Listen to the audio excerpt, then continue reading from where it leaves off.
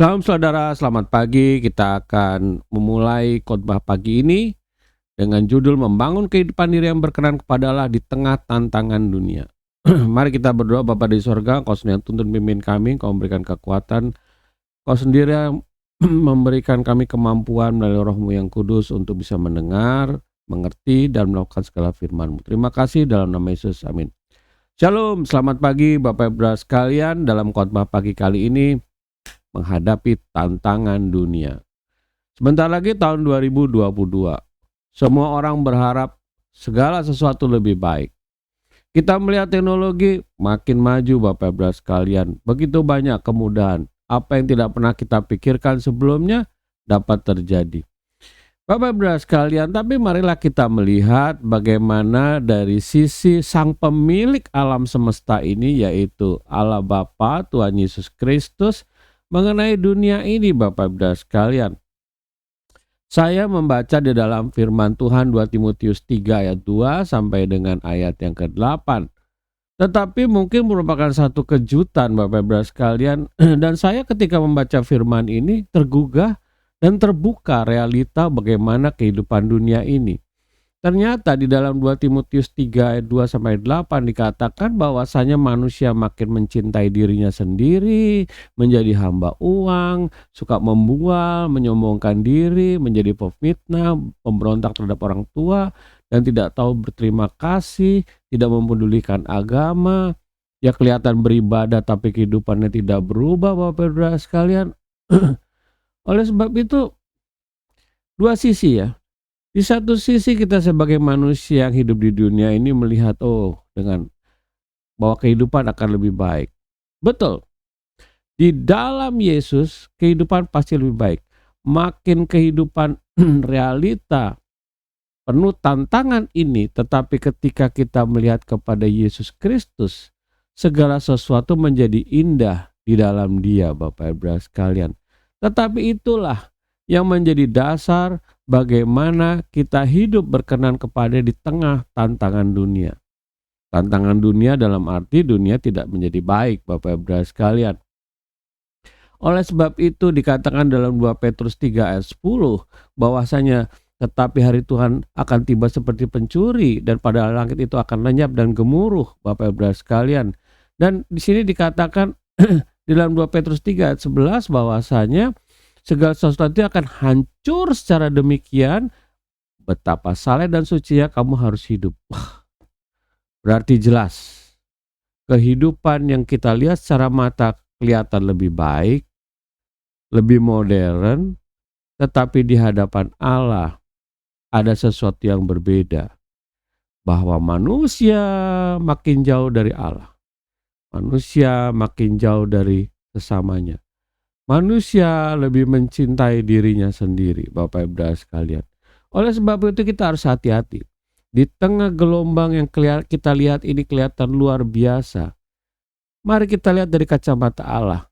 Oleh sebab itu dalam khotbah pagi ini mengatakan bagaimana kita membangun kehidupan diri yang berkenan kepada Allah di tengah tantangan dunia. Walaupun begitu modern, tetapi apakah kita masih berkenan kepada Allah Bapa? Itu merupakan catatan yang penting di dalam kehidupan kita. Tapi mari kita belajar. Saya percaya Allah Bapa akan mengajarkan kepada kita bagaimana kita harus berkenan kepada. Yang pertama, kita harus menyatakan, mengakui dan menghidupi bahwa Yesus adalah kebenaran dan hidup. Kita akan merayakan Natal Bapak sekalian. Luar biasa. Begitu banyak pesta, makanan, minuman Bapak Ibu sekalian, berkumpul sama keluarga, mungkin ada yang berpakaian baru, semuanya senyum, haleluya, puji Tuhan, malam kudus. Wow, tidak apa-apa. Itu satu peringatan mengenai kabar baik yang datang. Dikatakan ini, di dalam Yohanes 14 ayat 6 kata Yesus kepadanya, Akulah jalan dan kebenaran dan hidup. Tidak ada seorang pun datang kepada Bapa kalau tidak melalui aku. Ya, mungkin Natal kita awali dengan sukacita yang luar biasa karena dianggap satu pesta. Tetapi pesta itu kalau kita lihat dari kacamata Allah, merepresentasikan ungkapan sukacita dari manusia bahwasanya jalan dan kebenaran dan hidup itu sudah datang ke dunia ini. Nggak apa-apa Bapak Ibu sekalian, pesta Natal, it's okay. Namun perlu dipahami, makna di balik semua itu bahwa kita, diri kita, roh kita sedang melompat-lompat bergembira menyambut kedatangan kepastian kehidupan, yaitu Tuhan Yesus Kristus, Bapak Ibu sekalian. Karena apa? Tuhan Yesus datang kedua untuk mencari orang-orang yang berdosa. Kita semua berdosa, kehilangan kemuliaan Allah, dan kita menuju kepada kebinasaan. Tetapi Tuhan Yesus yang mati di kayu salib akan menebus dosa kita, sehingga kita yang tadinya tidak layak menerima keselamatan menjadi dilayakkan sehingga tidak binasa, dan lebih lagi kita menjadi anak-anak Allah. Di dalam Matius 26:28 dikatakan, sebab inilah darahku, darah perjanjian ditumpahkan bagi banyak orang untuk pengampunan dosa. Tuhan Yesus datang ke dunia ini dalam pelayanannya 3,5 tahun, Bapak Ibu sekalian, tetapi dia harus mati di kayu salib, suatu penghukuman yang hina pada saat itu dianggap. Tetapi disitulah dalam kehinaan itu yang dipandang oleh dunia, tetapi itu merupakan suatu berkat luar biasa bagi kita, bahwa kita diampuni. Kita bisa melihat tahta Allah, kita bisa melihat kerajaan Allah dengan terbuka sesuai dengan kuasa Roh Kudus dalam diri kita. Kita bisa mengenal Allah Bapa dengan baik, Bapak Ibu sekalian. Itu adalah berkat luar biasa yang kita terima, bahwasanya Yesus adalah kebenaran dan hidup. Yang kedua, kita sudah menyatu bersama Allah Bapa. Di dalam Yohanes 6 ayat 56 dikatakan, barang siapa makan dagingku dan minum darahku, ia tinggal di dalam aku dan aku di dalam dia. Bapak Ibu sekalian, ketika kita mengakui Yesus sebagai Tuhan dan Juru Selamat, kemudian kita juga merayakan keselamatan itu melalui perjamuan kudus yang kita tempuh atau kita alami atau kita rasakan, kita lakukan setiap minggu, Bapak Ibu sekalian. Disitulah suatu peringatan yang seharusnya mengingatkan diri kita, menyentuh diri kita, bahwasanya setiap orang yang makan dan minum dalam perjamuan roti dan anggur melambangkan satu keadaan di mana kita menerima keselamatan itu, di mana kita menjadi satu. Iya, kita manusia tinggal di dalam aku, di dalam Yesus, dan Yesus di dalam dia, di dalam kita manusia. Bapak Ibu sekalian, luar biasa. Allah Bapa Tuhan Yesus Kristus kita mau tinggal di dalam kita. Dari debu dan tanah yang diberikan nafasnya Allah, ternyata dia membangun diri kita untuk kembali kepadanya sebagai manusia-manusia ilahi Allah, imamat yang rajani, umat kepunyaan Allah, Bapak Ibu sekalian. Oleh sebab itu Rasul Paulus mengatakan di dalam Galatia 4 ayat 6, oleh karena itu kamu adalah anak, maka Allah telah menyuruh roh anak itu tinggal di dalam kita, yang berarti kita dapat berseru, ya Aba, ya Bapa. Kita jelas tidak layak dilayakkan menjadi anak. Kita dapat berseru, ya Aba, ya Bapa. Dia adalah Bapa kita. Seorang bapa atau pribadi bapa lah pribadi yang menyayangi anaknya. Bahkan seorang penjahat pun tahu bagaimana memberikan makanan yang terbaik bagi anaknya. Apalagi Bapa kita yang di sorga. Dia ada, dia tinggal bersama dengan kita, Bapak Ibu sekalian. Dan dia tinggal di dalam kita melalui rohnya yang kudus. Roh Allah tinggal di dalam kita. Kita adalah bait Allah, bait suci, bait Roh Kudus.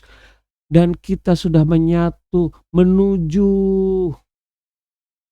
pada saat akhirnya nanti. Tetapi Tuhan sudah menyambut kita. Dia mau datang lebih dahulu sebelum kita datang kepada Dia, Bapak Ibu sekalian. Dan yang ketiga, hidup kita adalah hidup Kristus. Di dalam 1 Yohanes 2 ayat 6 dikatakan, barang siapa mengatakan bahwa ia di dalam Dia, ia wajib hidup sama seperti Kristus telah hidup. Bapak Ibu sekalian, di dalam kekacauan dunia saat ini yang paling kita rasakan adalah perpecahan.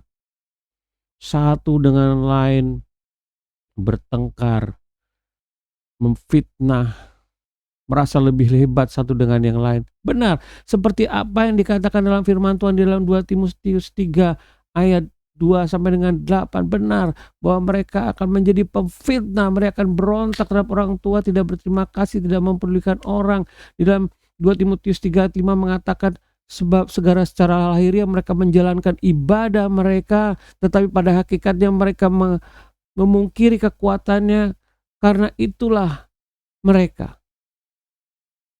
Bapak-bapak sekalian, ketika saya melihat begitu banyak perpecahan, bahkan mungkin di dalam jemaat, saya tidak kaget. Karena apa? Tuhan sudah mengatakan lebih dahulu kepada kita melalui 2 Timotius 3 ayat 2 sampai dengan 8. Tetapi yang penting adalah bagaimana diri kita ini siap dan tetap berkenan kepada Allah dan membawa hidup kita ini agar mereka juga memahami bagaimana kehendak Allah terhadap kehidupan mereka.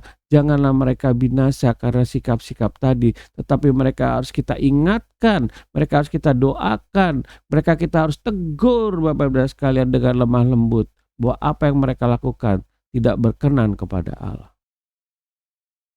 Para pemimpin-pemimpin jemaat, ingat, ketika Anda diam saja melihat perpecahan ini, Anda berhadapan dengan Tuhan. Karena seorang pemimpin mau tidak mau, engkaulah menjadi gembala dari domba-domba ini. Ingat, gereja adalah milik Allah. Dan dia akan melindungi domba-dombanya. Jangan sampai domba-dombanya tersakiti. Jangan sampai domba-dombanya terpecah. Dan para pemimpin-pemimpin daripada jemaat ini harus benar-benar menyerahkan hidup kepada Tuhan. Dan berdiri dengan bijak dalam kuasa dan hikmat Allah. Bapak-Ibu sekalian, kalau begitu bagaimana kita harus hidup? Dalam Galatia 2 ayat 20 dikatakan, Rasul Paulus mengatakan, namun aku hidup tapi bukan aku lagi sendiri yang hidup, melainkan Kristus yang hidup di dalam aku. Dan hidupku yang kehidupan sekarang dalam daging Allah hidup oleh iman dalam anak Allah yang mengasihi aku dan menyerahkan dirinya, diri Kristus untuk aku. Namun aku hidup bukan aku lagi, tetapi Kristus. Kalau aku hidup bukan aku lagi tetapi Kristus, kemudian dikatakan dalam firman sebelumnya bahwa aku harus hidup seperti halnya Tuhan Yesus Kristus, maka di tengah dunia yang mulai mengalami proses kehancuran ini, kita orang percaya tidak mungkin memfitnah, kita orang percaya tidak mungkin berseteru, kita orang percaya tidak mungkin memberontak terhadap orang tua, kita orang percaya pasti sungguh-sungguh apa yang terjadi pada hari Minggu juga terjadi pada hari-hari selanjutnya.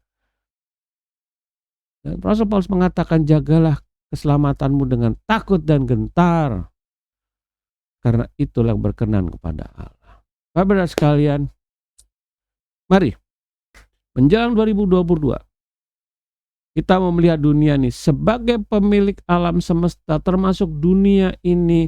Tuhan sudah berkata apa dan bagaimana kita harus bersikap sesuai dengan firman Tuhan tadi. Mari kita berdoa. Bapa di sorga, terima kasih atas segala kebaikan-Mu. Kami telah mendengarkan firman-Mu, dan Kau sendiri yang menuntun memimpin kami. Roh-Mu yang kudus memberikan kami kekuatan untuk kami dapat melakukannya. Biarlah Roh Kudus membuka hati, jiwa, pikiran kami, dan setiap yang menonton video ini, Tuhan, boleh Kau jamah satu persatu agar mereka tetap berkenan kepadamu. Kami berdoa bagi setiap keluarga, setiap anak-anak Allah. Tuntun pimpin mereka dalam kehidupan keluarganya, usahanya, apapun yang mereka berbuat berhasil Tuhan. Yang sakit Kau sembuhkan, yang berbeban berat Kau angkat, yang putus asa Kau berikan jalan keluar. Kami berdoa bagi negara kami, tuntun pemimpin kami dari pusat sampai daerah untuk takut akan Allah. Kami berdoa negara kami untuk pemulihan ekonomi. Kami berdoa bagi negara kami untuk dijauhkan dari sakit penyakit Tuhan. Dan tuntun pimpin kami semua sebagai anak-anak terang di negara ini. Biarlah kami terus mengabarkan kabar baik dan menghadirkan Allah dalam kehidupan kami. Terima kasih Bapa di sorga, dalam nama Yesus. Amin. Shalom, selamat pagi, selamat berkarya. Tuhan Yesus memberkati. Amin.